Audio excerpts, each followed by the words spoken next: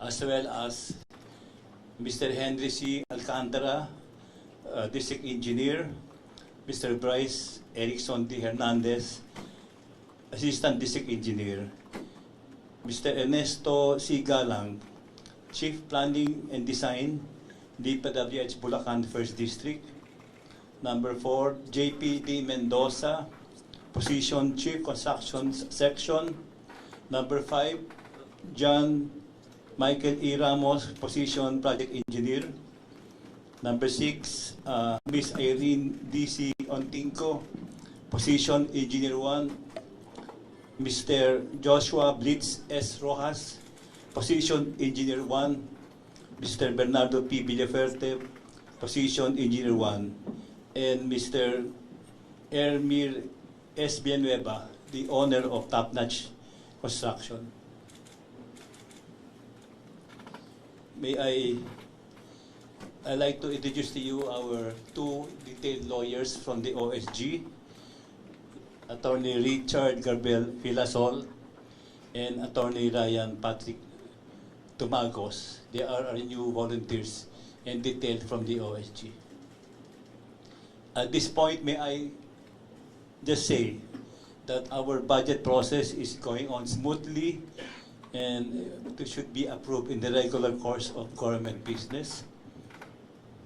We look forward to hiring more lawyers and more investigators. We expect a tremendous increase in our work efficiency and output. We feel aggrieved in what has been committed against the monies of the Filipino people. We condemn the white-collar criminality. We condemn the ninja style of manipulating the budget so as to please a few greedy few. We thank you for your message of support. We thank you for your patience. We will relentlessly continue the battle against corruption. Maraming salamat po sa inyo lahat.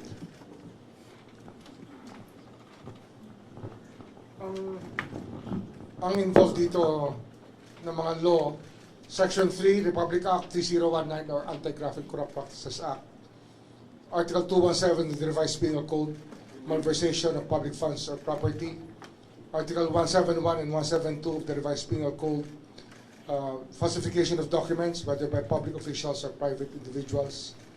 Presidential Decree 1759 penalizes contractors who violate any material provisions of contracts involving public works, projects of the government, and public officials who allow such violations.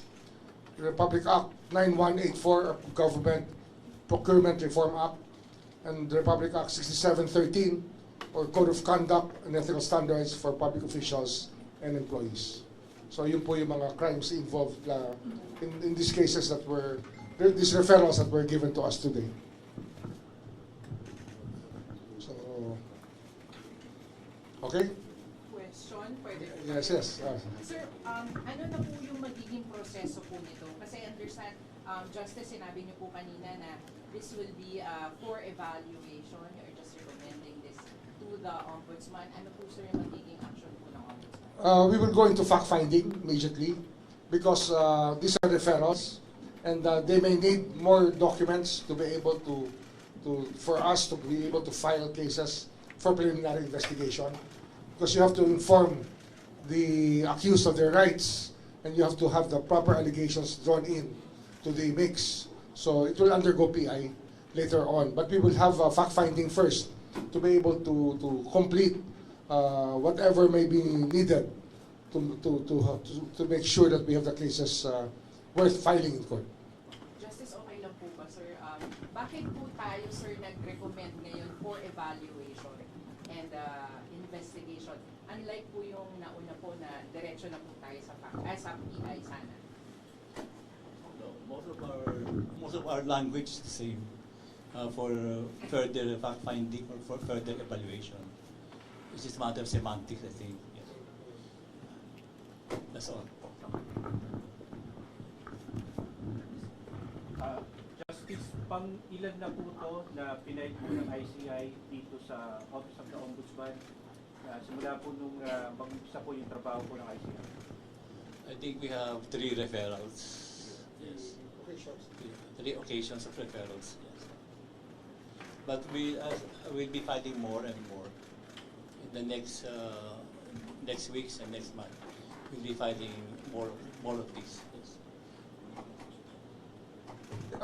If you notice, the ICI is here, but the head of the task force of the DOJ, Yusik Andres, is also present because there's a parallel investigation going on with the task force that we created before, the DOJ, which he heads, which Yusik Andres heads, which includes the NBI within their team to conduct fact-finding also and for filing for PI also if the people involved are salaries grade below 27. But just the same, in their study, the studies being conducted by the DOJ, it appears that there are more people involved higher up the food chain. We need to say, cognizable probably by the Sandigan Bayan also. Yun ang mga nangyayari ngayon dito. And of course, you know that former Secretary Babe Singson came from the DPWH and he understands the language perfectly. That's why he was drawn into the picture of the ICI so that the technical knowledge will not be behind. There will be no more learning curve when it comes to the technical knowledge for public works projects. General. Sir, for uniformity lang po and easier language, the recommendations and referrals, can we refer to them as complaints with the Ombudsman, sir? Yes, complaints. And so we just have to evaluate it, the documents, we have to evaluate them to see if there are lacking materials so that if we do preliminary investigation, the information that we pass on to the accused will be complete. It's hard to be building up a case where you're conducting an investigation. To make the record straight, we cannot make any complaint, we cannot file a complaint under our mandate, we can only refer. So the complaint, the referrals, later on will be sworn to and subscribed to by DPWH Secretary Mitch Dizon, who will make it a complaint. Thank you.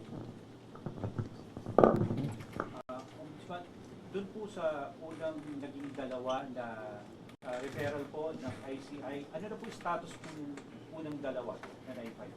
Undergoing PI, no? Undergoing PI. Natanggap na ba yung mga summons natin, mga sabina? Natanggap na? Not all.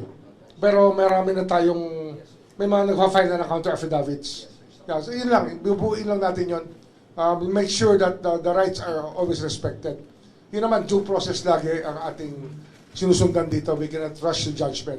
Kailangan due process muna. Sir? Sir?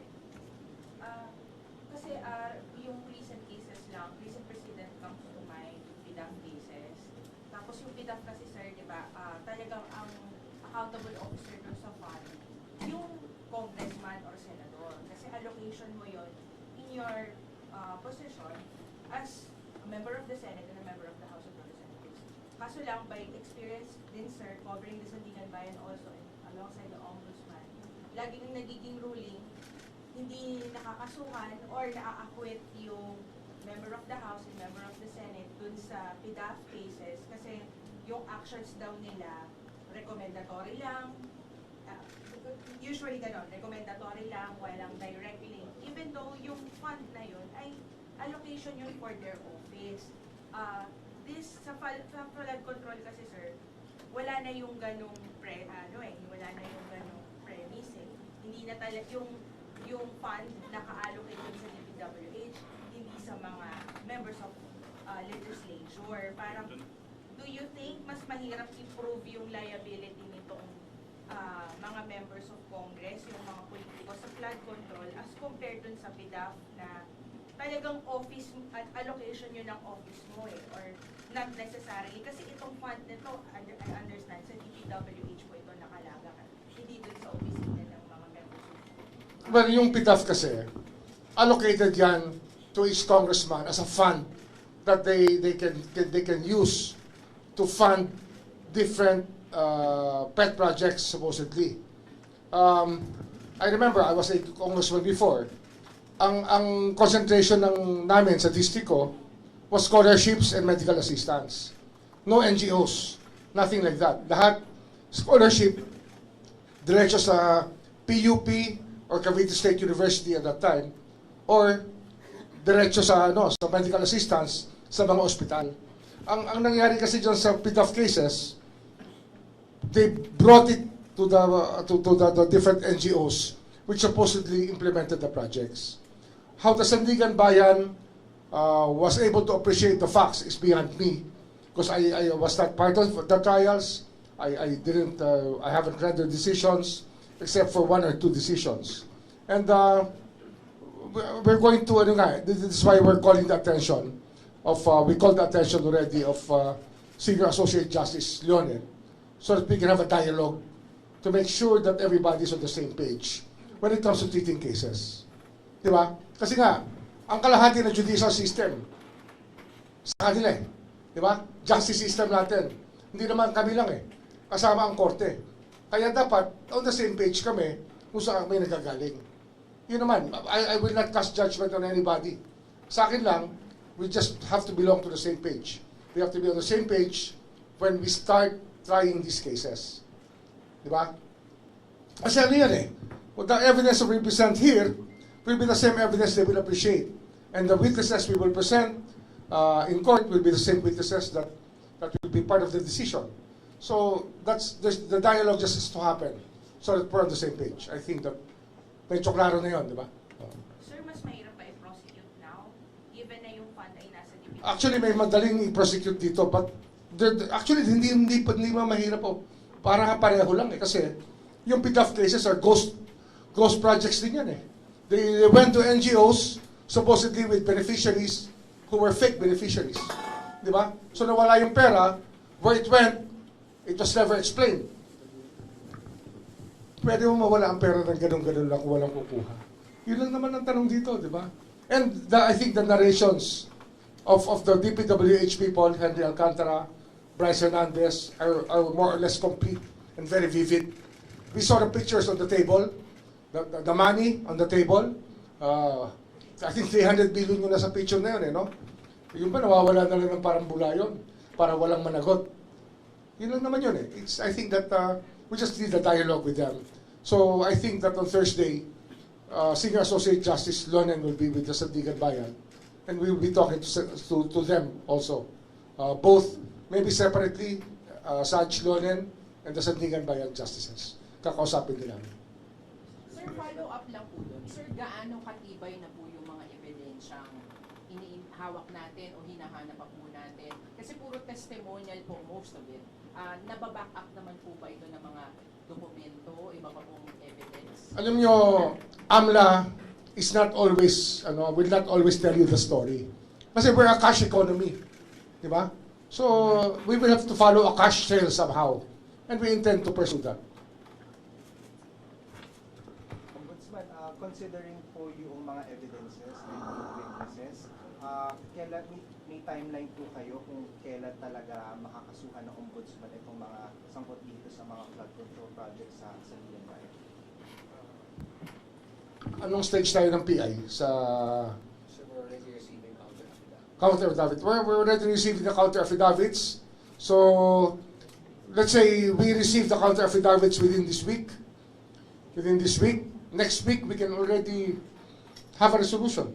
The teams, the panels in the PI can already have a resolution, and once the resolution is approved by the panel, it will go to my office, and then instruction for filing already.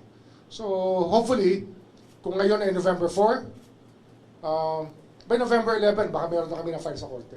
Hopefully, pag nakapasok na yung mga counter affidavits and submitted for resolution. That's Jesse.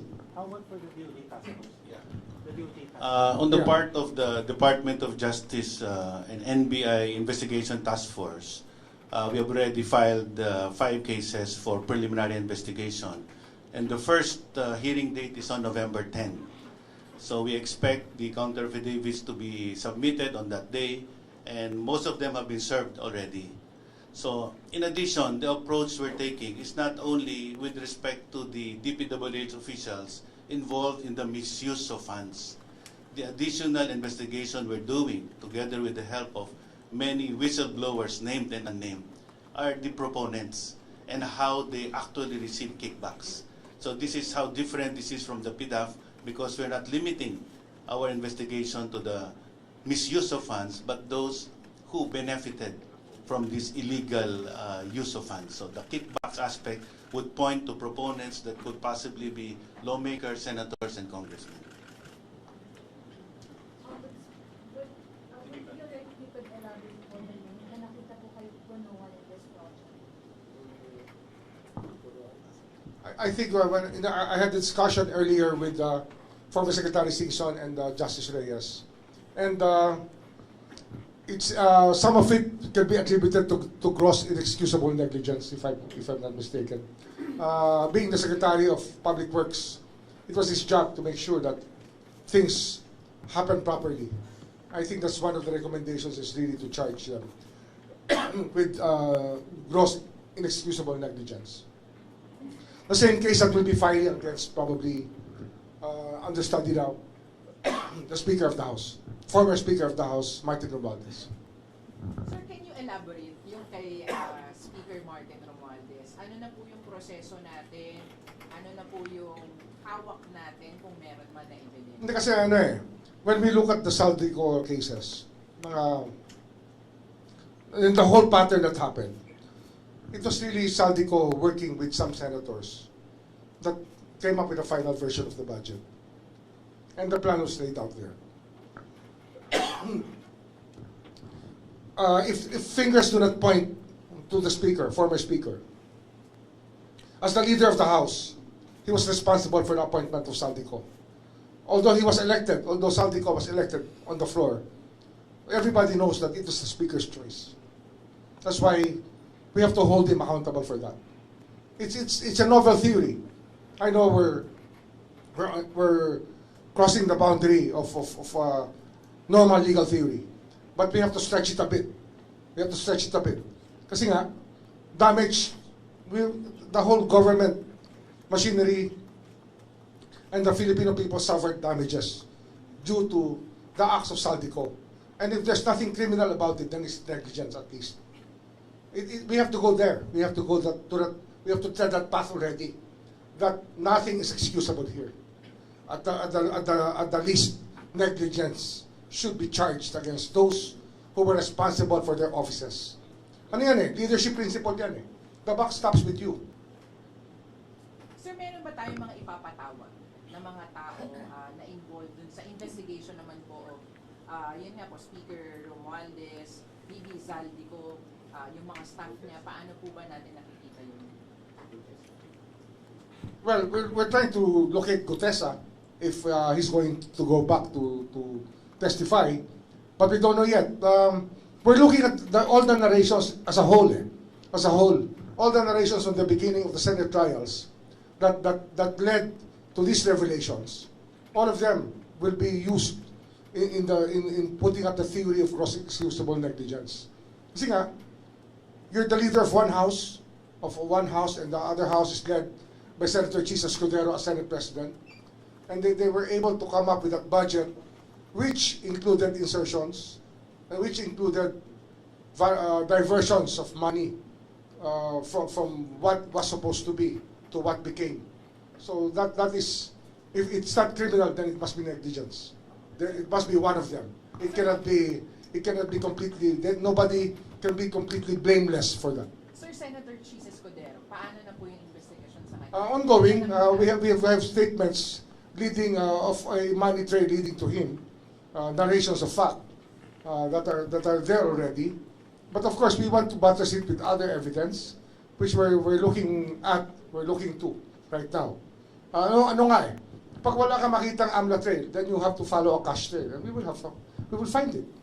Sir, sundot na rin namin, Villiers naman po kasi the original subpoena of the House was intended for 4 firms. Pero as it turned out, wala doon yung firms na connected sa Villiers. As it turned out, it's motion trade, not INE. So, kamusta po yung investigation ng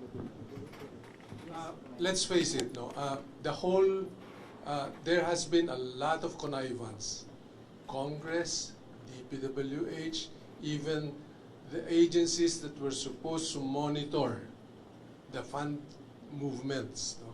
So definitely there was total connivance, and the fact is that congressmen and senators are told by DPWH kung saan distrito sila pwedeng magbaba with SOP. Napakaliwanag nun. There are favorite district offices where they give very high SOPs, no? And maliwanag na yun, no, sa findings ng ICI. So it's a matter of identifying people who were involved in the connivance that really brought this whole government machinery system total breakdown. The process to us, especially coming from DPWH, is already very clear. Without the role of DPWH officials, hindi mangyayari ito. At sir, aabot yun hanggang sa mga secretary. Umabot na nga eh. Okay, secretary Villar, sir. Lahat. Wherever it leads. Because it did not start the last 2 years. It started way back, started in tiny bits in 2018, started to grow. When they perfected the system, it started in tremendous leaps and bounds. Ano nga, yung sa Villar, we may be putting up a new task force for the River Drive and for the flood control of Las Piñas. Bacoor, Las Piñas area. Kasi, andun yung mga lupa na nag-benefit din eh. They're the landowners also that benefited from that. So we have to look at that also. We're forming a new task force for that. Just for Villar itself. Yung Zapote River Drive, together with the Bacoor properties that were boundaries on the rivers, no? Dinaanan na river. There were improvements made in that area. That's one thing that has to be looked at. Ano yun eh? Pag tikaroon ka, pag dumaan ka ron, alam mo kanilang lupa yun. Nakita mo yung river wall. Tarong mo, sino ba gumastos? Gobyerno o sila? Ganun kasimple yun. It's as simple as that. So we will determine that later on. Sa costing ng project na nangyari doon. By the end of the year, ilan kaya posibilang makasuhan natin? Sinasabi kahapon ng DPWH Secretary 60 raw. Kakayanin ba, idea lang ba yun? O sa ngayon siguro? Pwede umabot ng ganun. Baka hindi lang eh. In fact, the one question to me earlier this morning, I was with members of the diplomatic corps. Yung isang ambassador, the ambassador of Denmark asked me a question. Do you have the absorptive capacity to file all of these cases? How many people do you have at the Ombudsman and how many cases are there? Sabi ko, wow, that's a good question. Kasi nga, we have 1,400 people here in this office. Kasama na ang Luzon, Visayas, Mindanao offices. And if you look at that, ilan na lawyers natin dito? 400? Roughly 400 lawyers. But if you look at the number of cases and the number of projects, you're looking at more than 1,000 projects na may problema. That's around 3 cases per lawyer only.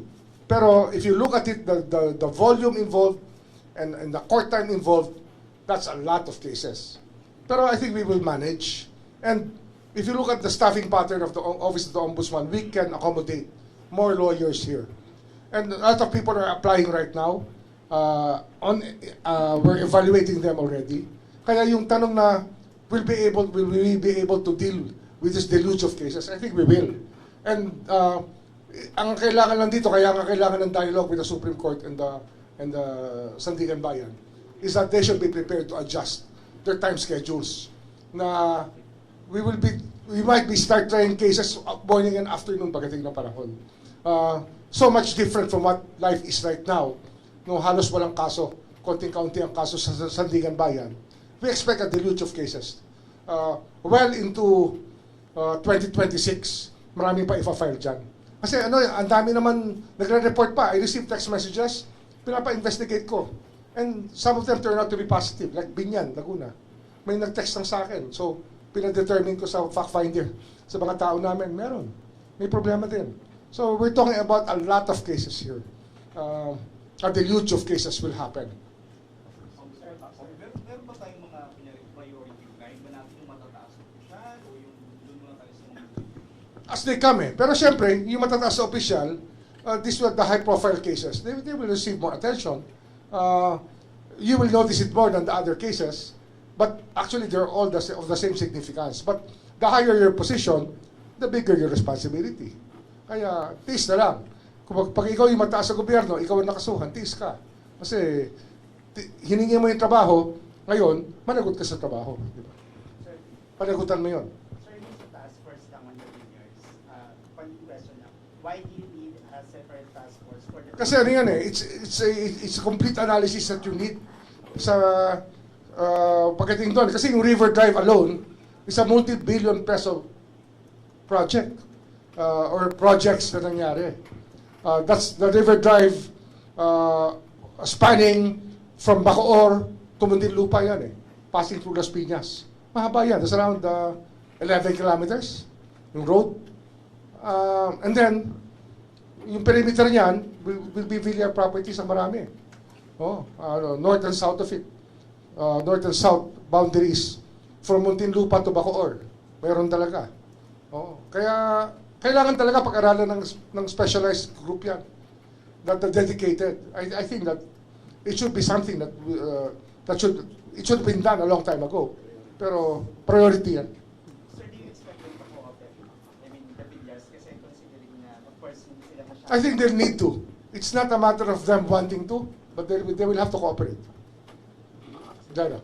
Sir, dun sa Riverbank, on top pa po dun sa ties nila sa mga firms na nakakuha ng... Yes. Bukod pa yun. Pero will it... Kasama na yun sa task force. Yung lahat ng Villar involvement. Just for scale, no? Just focusing on the 421 ghost projects. Easily 15 can be accused per ghost projects. So bilangin nyo ilan yun. Ganong karami. Ombudsman, just to contribute on the understanding of the deluge of cases. Understandably, per district, you can imagine already 15 or to 20 people being charged, involved in the illegal process. And you can have possibly 100 projects. Okay. But here comes the important aspect of restitution of the kickbacks. We don't need to prosecute them 100 times for the 100 cases they were involved. Because yung maximum penalty mo naman reclusion perpetua, nandun na rin yun eh. But the important aspect here is to get back the kickbacks, the stolen funds from the government. So that will be part of our effort. It cannot be compromised. Kailangan ibalik yung nakaw na pera, ibalik sa kaban ng bayan. Sir, Zaldico, ano na po yung balak natin sa kanya? Siya po yung kasama sa dapat nagpa-file na po ng counter affidavit, but he is abroad, sir. Ano na po yung next steps? As Biko said, he may lose the chance to fight his case. If he will lose by default. Kasi ang rules of court is also applies to people who are absent. You just have to leave it in their last known address. Sir, next steps po doon, ipapakancel na natin yung passport. Yes, pag nasa korte na. Pag may warrant na. And then red notice, possibly, pag may warrant. Yes, red notice. Ngayon blue notice lang. So we are able to locate him everywhere he is. Sir, anong intel nyo kung nasan siya ngayon? I think he moves between Spain and Portugal. He just moves between the two countries, Spain and Portugal. Sir, kamusta yung investigation niyo po dun sa kanyang parang kanang kamay, yung staff niya, Estrada ba, or something? Paul something. Ang sabi po ni Senator Marcoleta, siya po ay nasa ibang bansa na rin daw at binabantayan, di umano. I think that Yusek Andres will be the one to handle that later on. We continue to get information on names that could possibly be complicit in the transactions. And we're locating them. We will send them subpoenas as necessary for them to participate and, give the information on their participation in this illegal activity. Pero gagawin natin yan kasi we need to validate it. Hindi naman pwedeng bawat pangalan na banggitin, automatic suspect na. We have to have some corroborative or supportive evidence para isabina na rin natin siya. And we're validating that first. But I think we will proceed to calling them to give their statements. Ombudsman, maliban po dito sa mga nairekomenda na ng ICI, meron din po mga mangilan-ngilan na individual na nagpapile din po ng mga reklamo na may kinalaman sa mga proyekto sa DPWH. As of now ho ba, may bilang ho ba tayo o may gaano karami itong mga biglang nagpupunta dito sa Ombudsman para magreklamo din na may kinalaman sa mga flood control or sa mga... Marami rin eh. Sabi ko nga sa inyo, text pa lang, pinavalidate na namin eh. Kasi nga, we find it, these texts are coming from people that I know. So, pinapavalidate ko kagad. And then we build up cases. Marami. And people are encouraged to inform us on what they know because we will not waste their time. We will do something about it. For this specific case po, sir, yung refer po sa inyo ng ICI, may na-establish na rin po bang links yung contractor na si Mirvin Villanueva with Senator? May nakita na po ba kayo?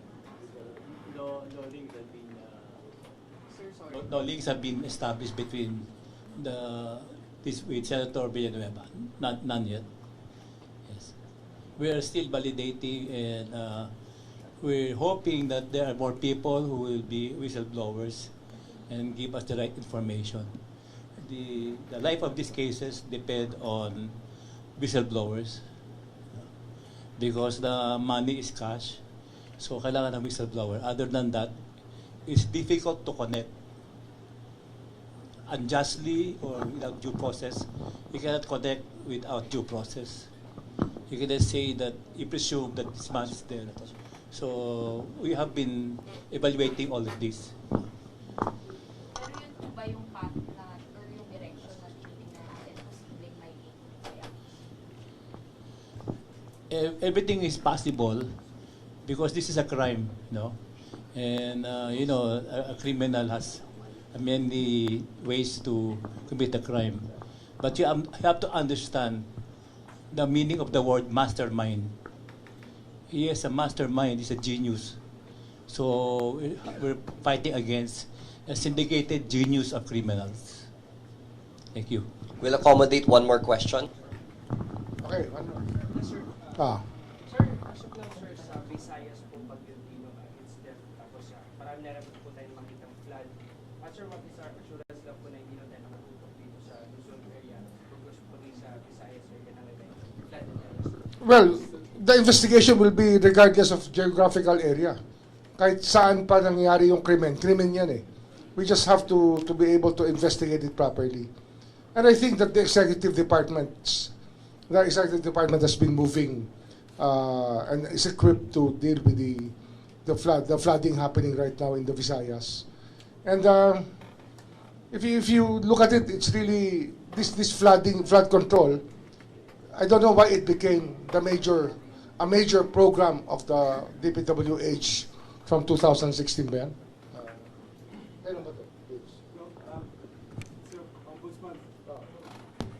Because this was part of the flood control master plan for the 18 major river basins, no? Ang kinasasama ng loob ko, nandoon yung programang yan. If you look at the budget of DPWH just on flood control from 2016 to 2025, 1.7 trillion pesos ang nailagay sa flood control. Tanggalin, never mind the convergence and all other programs, just on flood control. And the flood control master plan for the 18 major rivers would have cost only 800 to 900 billion. Kalahati lang nun kung ginawa lang ng tama. Last note na lang, no? Last note lang. Kasi yung master plan is so important eh. Ang nangyari lang dito, nagkakainggitan siguro sa Kongreso. Gusto nila, pareho yung flood control nila, kahit bundok sila, tsaka yung flood control ng iba. Mali eh, di ba? Doesn't make sense. Pero that probably was the equal treatment that they wanted within the halls of Congress. And Senate yan, hindi ko alam ba't napapasok sila dyan. Pero napapasok rin sila dyan, di ba? So, the criminal intent is there. Hihingi ka ba ng flood control kung bundok yung lugar mo? Hindi mo naman kailangan ng flood control, di ba? Pero nangyari, lahat parang unequal treatment. Nagkaroon sila ng allocation. That's the mystery behind all this. And even the party list people were given an allocation. and they have nothing to do with infrastructure. In fact, their supposed calling or their supposed constituents are different. But why enter into flood control? Ito nga, it became a criminal, flood control became a criminal enterprise. Thank you.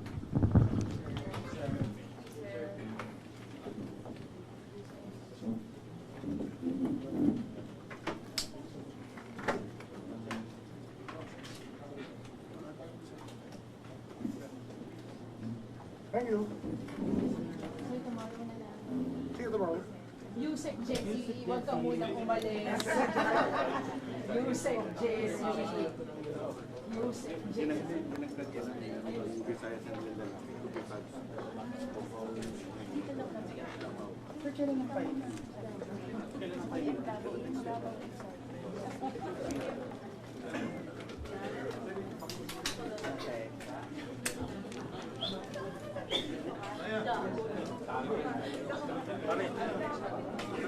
Meron pa naman kami. First time.